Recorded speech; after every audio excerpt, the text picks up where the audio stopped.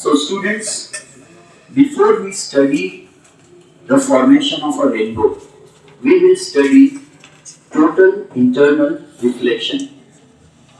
हालांकि rainbow formation में जब रेनबो बनता है तो टोटल इंटरनल रिफ्लेक्शन नहीं होता है, बट फिर भी हम नॉलेज के लिए पढ़ लेंगे एक कॉन्सेप्ट जो हमारी टेक्स्ट बुक में नहीं दिया है.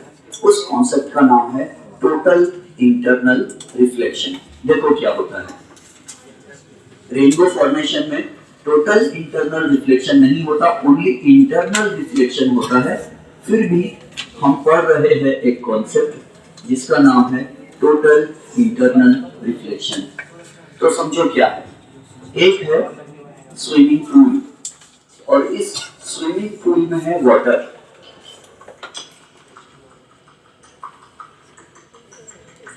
ये है स्विमिंग पूल में वाटर है और इस वाटर प्रूफ इस स्विमिंग पूल में वाटर है और ये है इमेजिनरी नॉर्मल परपेंडिकुलर.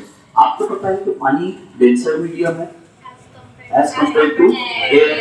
एयर का रिफ्रैक्टिव इंडेक्स 1.0003 हमारी बुक बोलती है और वाटर का रिफ्रैक्टिव इंडेक्स 1.33 यानी 4/3 होता है.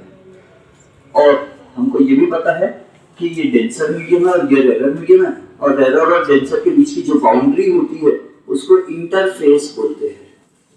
कौन सा फेस? इंटरफेस. ठीक है. और ये क्या है? Imaginary perpendicular drawn to the water surface. पानी को परपेंडिकुलर बनाए. 1 2 3 4 4 बना लिए, 5वां भी बनाना चाहिए. तो वैसे तो क्या होता है, इस स्विमिंग पूल में एक लड़की है जो तैर रही है, नहीं खड़ी है, लटकी हुई है बीच में और और डूब रही है. ठीक है. और उसके हाथ में है एक लेजर. उसके हाथ में क्या है? लेजर. लेजर का फुल फॉर्म होता है light amplification through stimulated emission of radiation. हमारे कोई काम का नहीं. यह है लेजर. अब देखो लेजर लाइट को कहां से चमका रही? पानी से. और कहां जा रहा है? एयर की तरफ जा रहा है. Now tell me, will it bend towards the normal or away from the normal? Yes. You are educated people, you know it will bend away from the normal. और ये आने वाली किरण का नाम क्या है? Incident ray. This time the incident ray is coming from water and the refracted ray is going out of water in air. So the angle made by the incident ray with the normal is called angle of incidence, I, and the angle made by the refracted ray with the normal is called angle of refraction. Angle I ज्यादा है या angle R ज्यादा है? R ज्यादा है. I कम क्योंकि away from the normal. और ये एंगल से हमको पहचानना है कि रे कहां से कहां जा रही है. दूसरी बात, अब ये I कितना है तो मान लो 30 डिग्री है. अपने मन से कुछ भी 30 डिग्री है ना, 30 डिग्री है. फिर उसके बाद सफवान देखो 30 डिग्री एंगल बना. अब ये लड़की ने क्या की? एंगल बढ़ा दी. She has made the angle. अच्छा तो ये एंगल कितना होगा? तो इसकी कुछ वैल्यू नहीं. क्या 30 से ज्यादा नहीं रहेगा ये? रहेगा. तो मान लो अपने मन से फेंक देता हूँ. चाहे तो मैंने सॉल्व करके करना चाहिए, लेकिन मैं अपने मन से झूठ झूठ लिख देता हूँ. लिखो कि झूठ झूठ, क्या सही में सॉल्व करके देखो? नहीं लिखता, नहीं सॉल्व नहीं करता, झूठ झूठ लिख देता. समझो 45 डिग्री बन गया. मन से झूठ, सच में नहीं बनता, लेकिन इतना कि 30 से ज्यादा बनता है. फिर वो लड़की ने इसको कर दी 35 डिग्री. तो ये एंगल अब रे ऐसे जाना चाहिए था, लेकिन रे ऐसे चली गई. तो ये 35 कर दी तो ये एंगल बढ़ेगा कि नहीं बढ़ेगा? नहीं, काम कर दे. इसने 40 कर दी. समझो इसने 40 डिग्री एंगल कर दी. तो जब एंगल 40 डिग्री इंसिडेंस वाला हो गया तो रिफ्रैक्शन वाला क्या होगा? More than 40. और मान लो ये 45 है, एक काम करते ये 75 होगा. समझो अपने मन से कुछ भी है ना, झूठ झूठ. हालांकि सॉल्व करके हम ला सकते सच में क्या आएगा, लेकिन हम नहीं ला रहे, हमारे पास इतना टाइम नहीं है. फिर इस लड़की ने क्या की? इस लड़की ने एंगल कर दी 48 डिग्रीज नियरली. 48 डिग्रीज है ना, एंगल बढ़ाते जा रही वो लड़की। तो क्या हुआ, इंसिडेंट एंगल ऑफ इंसिडेंस कहाँ बना, डेंसर मीडियम में। कितने डिग्रीज बना, 48 डिग्रीज बना। तो एंगल ऑफ रिफ्रैक्शन 75 से ज्यादा बनता है कम बनता, एंगल ऑफ इंसिडेंस बढ़ गया, 40 की बजाय 48 हो गया, तो एंगल ऑफ रिफ्रैक्शन भी बढ़ेगा, है ना।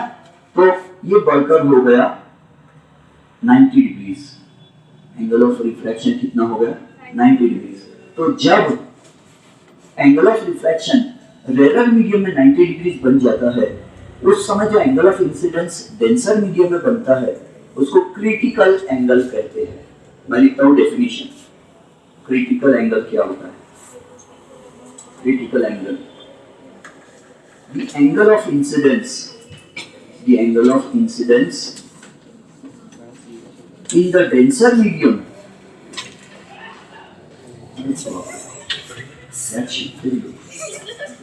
the angle of incidence in the denser medium for which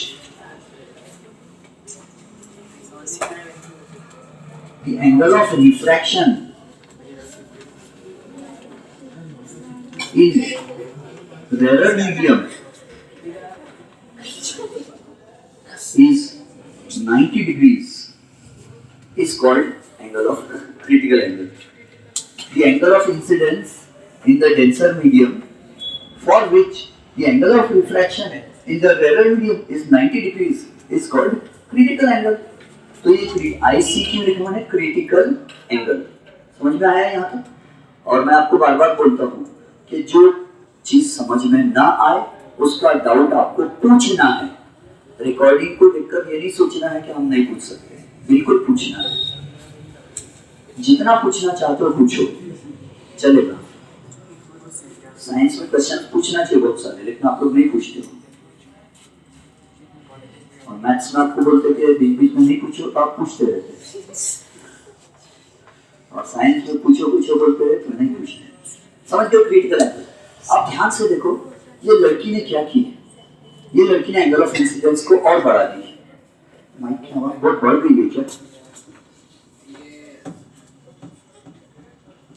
is it okay now? ठीक है ना अभी?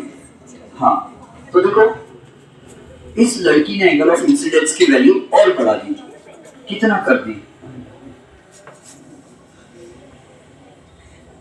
तो एंगल ऑफ इंसिडेंस का वैल्यू इस बार इस लड़की ने कर दी 5050 डिग्रीज। एंगल और बढ़ा दी उस लड़की ने टॉर्च लेजर से। बताओ एंगल ऑफ रिफ्रैक्शन बढ़ेगा कि नहीं बढ़ेगा? बढ़ेगा, है ना। लेकिन कैसे बढ़ेगा? नहीं बढ़ेगा। अब यहाँ पे थी, अब रे कहाँ जाएगी? इधर। तो रिफ्रैक्शन हुआ कि नहीं हुआ? नहीं हुआ। तो उसको रिफ्रैक्शन बोलेंगे या रिफ्लेक्शन बोलेंगे? रिफ्लेक्शन। रिफ्रैक्शन क्या होता है? The change in the path of a ray of light when it enters obliquely from one optical medium to another optical medium is called refraction of light. यहाँ another medium में गई नहीं वो, पानी से लाइट आया और पानी में ही चला गया। क्यों चला गया? और ये एंगल कितना हो जाएगा रिफ्लेक्शन का? 50। आपको पता है angle of incidence is equal to angle of reflection 50 degree. Refraction हुआ ही नहीं, रिफ्लेक्शन हो गया। पानी में से लाइट आया और पानी में ही आ गया, तो कैसा हुआ? इंटरनल हुआ। डेंसर में से आया और डेंसर में गया तो इंटरनल हुआ। और क्या हुआ? रिफ्लेक्शन हुआ। क्या हम इसको इंटरनल रिफ्लेक्शन कह सकते हैं? बिल्कुल कह सकते हैं। अच्छा, यहाँ थोड़ा कमाल हुआ, थोड़ा सा लाइट इधर जाता, थोड़ा रिफ्लेक्ट होता, यहाँ भी थोड़ा लाइट रिफ्लेक्ट होता, थोड़ा रिफ्रैक्ट होता, यहाँ भी थोड़ा लाइट रिफ्रैक्ट होता, थोड़ा लाइट रिफ्लेक्ट होता, बट यहाँ पूरा लाइट रिफ्लेक्ट होता, इसीलिए इसको नाम होता है टोटल। पूरा का पूरा लाइट रिफ्लेक्ट हो गया, कुछ भी रिफ्रैक्ट नहीं हुआ। समझ में आती बात? पूरा का पूरा लाइट रिफ्रैक्ट हो गया, रिफ्लेक्ट कुछ भी नहीं हुआ, इसीलिए इसको हम कहते हैं टोटल इंटरनल रिफ्लेक्शन। अगर ये लाइट का ब्राइटनेस जितना था आने वाले इंसिडेंट रे का, तो जाने वाली रिफ्लेक्टेड रे का ब्राइटनेस भी उतना ही रहेगा। तो ब्राइटनेस सेम है, टोटल इंटरनल रिफ्लेक्शन। समझ में आया कॉन्सेप्ट? अब कभी कभी मन में क्वेश्चन आता है कि हुआ क्यों? क्या ये वाटर का सरफेस बहुत हार्ड था? क्या ये मिरर की तरह था, कड़क? क्या लाइट आया ऐसा और टकराया खट और उधर चलेगा नहीं। लाइट पैदल चल रहा था। वाटर में लाइट की स्पीड कितनी होती है? तो जनरली हम वाटर में लाइट की स्पीड लेते हैं 2.25 × 10⁸ मीटर पर सेकेंड। 2.25 लाख है ना, इजी लैंग्वेज, 2.25 लाख किलोमीटर प्रति सेकेंड। जो लाइट पानी में 2.25 लाख किलोमीटर पर सेकेंड चल रहा है, इतना फास्ट, वो किसी चीज से टकराएगा तो रिफ्लेक्ट होगा। लेकिन टकराने वाली चीज कहाँ है? वहां पानी ही तो है। क्या पानी कोई कड़क चीज है हार्ड, जो इतना फास्ट लाइट आया, टकराया, फाड़ करके और फिर इधर हुआ? नहीं। तो फिर ऐसा क्यों हुआ? तो यहाँ लाइट का जो है एंगल बढ़ने से लाइट स्लिप हो गया। एक लड़की है, एक खंबा है, एक लड़की खंबे को पकड़ के झूला झूल रही है। उसके पैरों के और खंबे के बीच में एक छोटा सा एंगल बना, और वो लड़की पुलिस वाले अंकल की लड़की, उसके हाथ लंबे। फिर उसके बाद वो लड़की थोड़ी देर के बाद और ज्यादा झुक गई और फिर झूला झूल रही लंबा जी, एंगल और बढ़ गया। फिर उसने एंगल और बढ़ाई,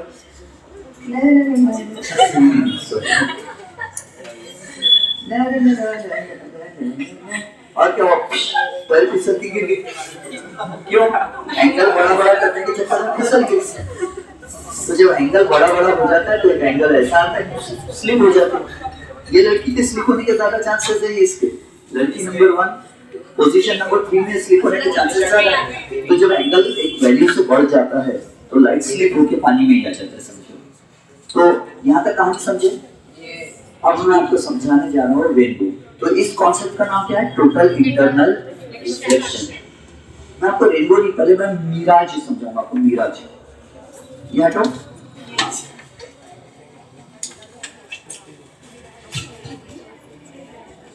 रेनबो सिंपल मिराज देखो। मिराज आपके बुक में है कि मिराज देखो, MIRAGE, शायद नहीं। ठीक है, हम रेनबो समझेंगे।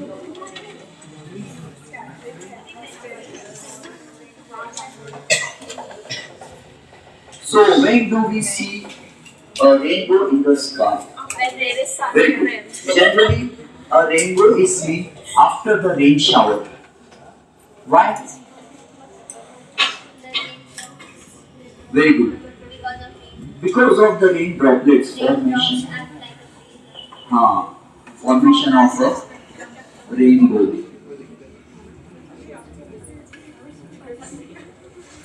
Formation of a rainbow. देखो जब बारिश आती है और बारिश चली जाती तो very small, very tiny drops नहीं, ड्रॉपलेट्स ऑफ एयर। ऑमलेट और चॉकलेट के अलावा किसी भी वर्ड में लेट लगा दो, LET लेट, तो उसका मतलब छोटा होता है। Palm flat, leaflet, piglet, pig के बच्चे को पिगलेट बोलते हैं, आउल के बच्चे को आउलेट बोलते हैं, है ना। लीफलेट,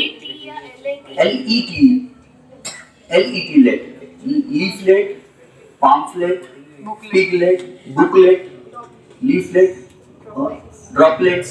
तो droplets of water they remain suspended in the air for a long time.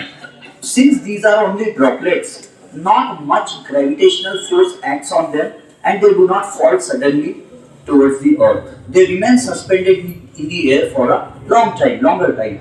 And these tiny droplets of water behave like prisms and they perform dispersion of white light.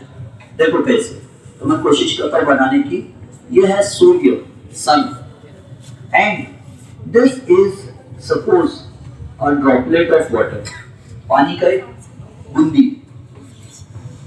droplet of water, droplet of water या water droplet जो भी बोलते हो।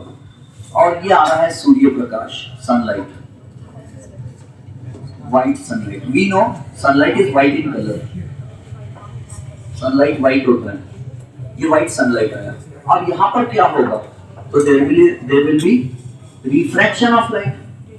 और इसमें 2 colours में breakup हो जाएंगे। इसका 2 नहीं, सॉरी 7 कलर्स में हो जाएगा ब्रेकअप। तो ये सीधा दिख रहा है, थोड़ा दिख रहा है ऐसे झुका हुआ। नहीं तो ऑपरेट में रिफ्लेक्शन नहीं हुआ। चलो थोड़ा कर देते हैं, है ना, सीधा जाने की वजह इधर आया। और वॉयलेट लाइट साक्षात दंडवत प्रणाम, हम कल पढ़ चुके हैं। This is violet. और ऊपर का रेड। कौन से कलर का रिफ्रैक्शन ज्यादा होता है? वॉयलेट का रिफ्रैक्शन ज्यादा होता है, रेड का रिफ्रैक्शन कम होता है। ये जो सॉलिड वाटर ड्रॉपलेट है इसका रिफ्रैक्टिव इंडेक्स रेड के लिए कम है और वॉयलेट के लिए रिफ्रैक्टिव इंडेक्स ज्यादा है। जिसके लिए रिफ्रैक्टिव इंडेक्स ज्यादा रहता है वो कलर ज्यादा डिग्री से झुकता है, और जिसके लिए रिफ्रैक्टिव इंडेक्स कम होता है वो कम डिग्री से झुकता है। कल का लेक्चर जिनका मिस हो गया, कल जो एब्सेंट थे, प्लीज लेक्चर अगर देखना हो तो देख लेना। उसके बाद ये रेड लाइट है, ये वॉयलेट लाइट है, और इसके बीच में क्या रहेगा? वॉयलेट के बाद Indigo, blue, green, yellow, orange और फिर ये रेड। अब क्या होगा? तो यहाँ से रेड लाइट रिफ्लेक्ट होके आएगा, या रेड लाइट रिफ्लेक्ट हो गया। सवाल आता है मन में कि पानी का बूंद तो ट्रांसपेरेंट होता है, लाइट रिफ्लेक्ट क्यों हुआ, उधर क्यों नहीं भाग गया पूरा?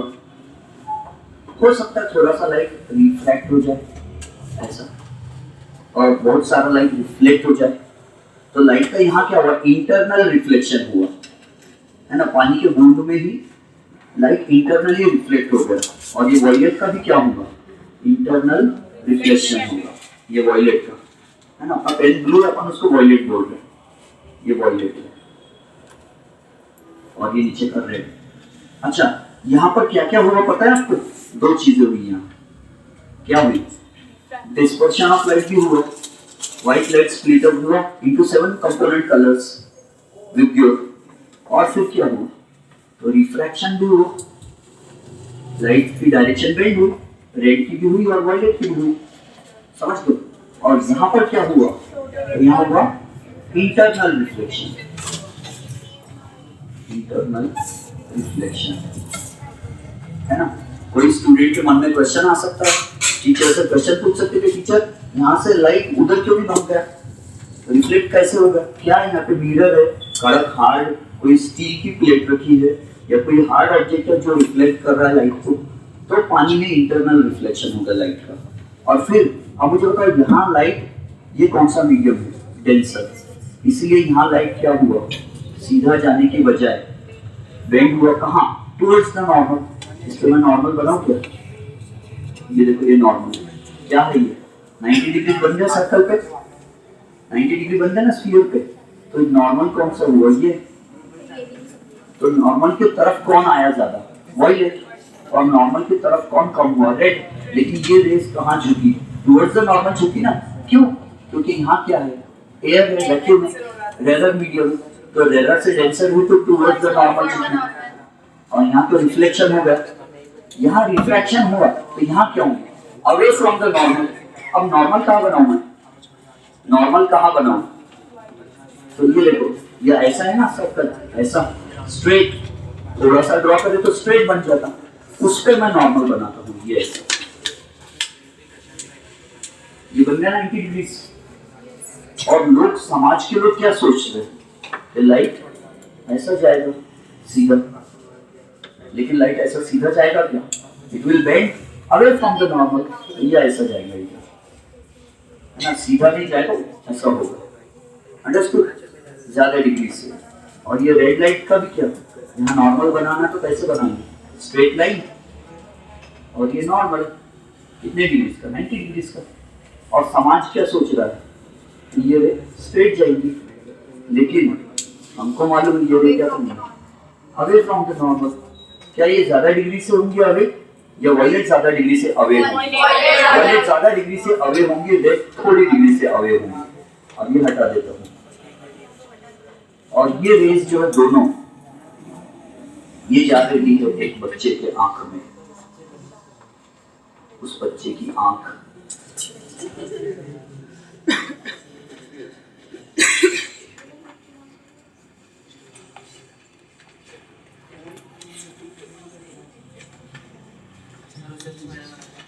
अच्छा, आपने बनाया क्या? हाँ, आप ऐसे तो बनाना। बहुत से लोग क्या करते हैं, ऐसे आप बना देते थे, ये भी चलता है। मैं तो ऐसे भी कार्टून हरकतें करता हूँ, तो ये क्या है? Red light. एंड ये वाला क्या है? वायलेट। वायलेट। और फिर वो बच्चे को क्या दिखेगा? रेनबो, है ना? रेनबो दिखेगा। 6:02। अभी 2-3 मिनट का छुट्टी हो जाएगी। नहीं तो बुरी बात नहीं है ना, अच्छी बात है। छुट्टी पूछना एक इस बात का चिन्ह होता है कि आप परेशान हो गए। और इससे मुझे कोई टेंशन नहीं है। मुझे खुद मालूम है कि मैं लोगों को परेशान करता हूँ, मैं बुरा भी नहीं मानता। अब सुनो, ये वायलेट है, ये रेड है। रेनबो में रेड कलर नीचे रहता है या वायलेट कलर नीचे रहता है? रेनबो देखो कभी आपने? Have you watched a rainbow or have you seen a rainbow? Watch करना चाहिए। सिक्योरिटी गार्ड को वॉचमैन बोलते हैं। सी यानी सिर्फ देख लेना, दिख गया तो, और वॉच यानी ध्यान से देखना। You watch TV. हियर यानी सिर्फ सुन लेना, लिसन यानी ध्यान से सुनना। तो क्या आप रेनबो देखते समय होश में थे?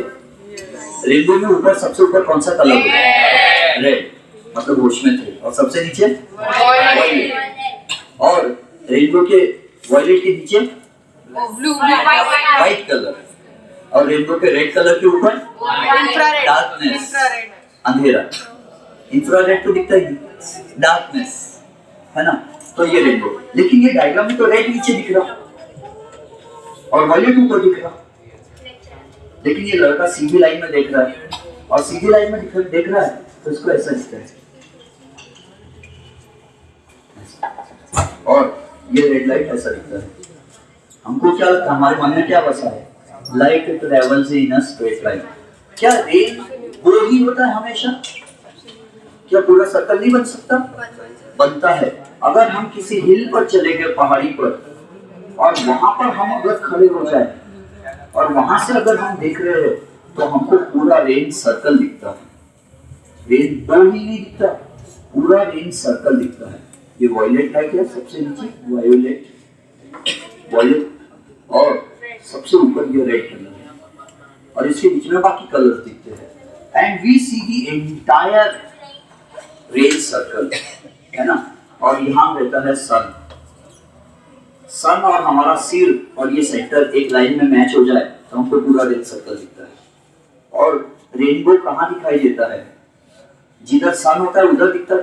अगर सन ईस्ट में तो रेनबो वेस्ट में, अगर सन वेस्ट में है तो रेनबो ईस्ट में दिखेगा। क्या हम घर में रेनबो बना सकते हैं? हम क्या करेंगे? फाउंटेन लेंगे पानी का, फाउंटेन ऑफ वाटर, और उसमें से पानी उड़ेगा, ऐसा पानी उड़ेगा उसमें से। और हम क्या करेंगे? उस पर टॉर्च का उजाला चमकाएंगे, व्हाइट वाला, और उससे फिर हमको यहाँ रेनबो दिखाई देगा। यहाँ रेनबो, ऐसा हम घर में भी रेनबो बना सकते हैं। और रेनबो से रिलेटेड क्या पूछूं? मैं तो ये भी पूछने वाला था आपसे कि रेनबो कर्व क्यों दिखता है, बो क्यों दिखता है, ऐसा क्यों नहीं दिखता? रेनबो रेड सीधी लाइन और वायलेट सीधी लाइन, ऐसा गोल घूमता क्यों है? ये भी पूछना चाहता था मैं आपसे। टाइम ही नहीं बचा। और स्फेरिकल है, और तो कुछ भी नहीं डिपेंड करता। आप ये हिल पे जाने के बजाय आप हेलीकॉप्टर में चले जाओ।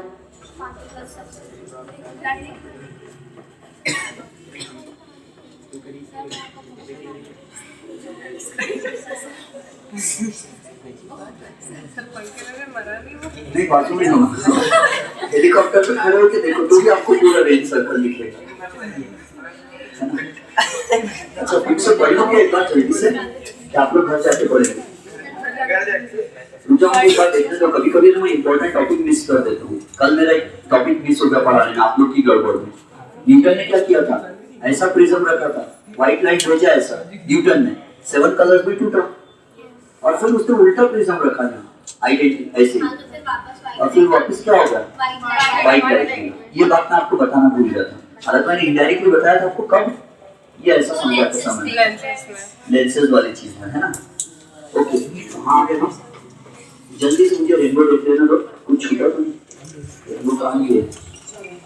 ग्लास प्रिज्म यूज सबसे पहले न्यूटन ने करके लाइट स्प्लिट करके बताया था रेनबो। हाँ, page number 167। A rainbow is a natural spectrum appearing in the sky after a rain shower. It is caused by dispersion of energy. अच्छा, यहाँ पर फिर से क्या हुआ? रिफ्रैक्शन। तीन चीजें होगी ना, refraction and distortion, internal reflection and यहाँ आगे रिफ्रैक्शन। देखो ये रिफ्रैक्शन बोलना रह गया था अपना। उसके बाद जल्दी से rainbow is always formed in the direction opposite to sun, water droplets act as small. हाँ, और यहाँ 7 कलर्स में क्यों टूटा? आपसे एक सवाल पूछना है। ये प्रिज्म था, सॉरी ये ग्लास स्लैब था ना? एक एक्टिविटी पढ़े थे, ऑब्लिकली ऐसा रे ऑफ लाइट आई थी, ये नॉर्मल था, यहाँ एंगल ऑफ इंसिडेंस बना था, ये रिफ्लेक्टेड रे थी, ये इमर्जेंट रे थी। यहाँ 7 कलर्स क्यों नहीं बने थे? नहीं, 7 बने ही नहीं ना। हाँ, पर छुट्टी होने वाली है। यहाँ डिस्पर्शन क्यों नहीं हुआ? सुनो, इसलिए नहीं हुआ क्योंकि it behaved like two prisms. देखो मैं इससे बताता हूँ। ये ऐसा था, समझो ये एक प्रिज्म था, कैसा बनाऊं? ऐसा। ये उल्टा प्रिज्म था, ये सीधा प्रिज्म था। ये इसका बेस ऊपर था समझो, और इसका बेस नीचे था। तो दो प्रिज्म्स उल्टे थे, दोनों प्रिज्म्स उल्टे थे, तो लाइट को क्या करती है? 7 में तोड़े और 7 में जोड़े और 1 बन गया, ये वाली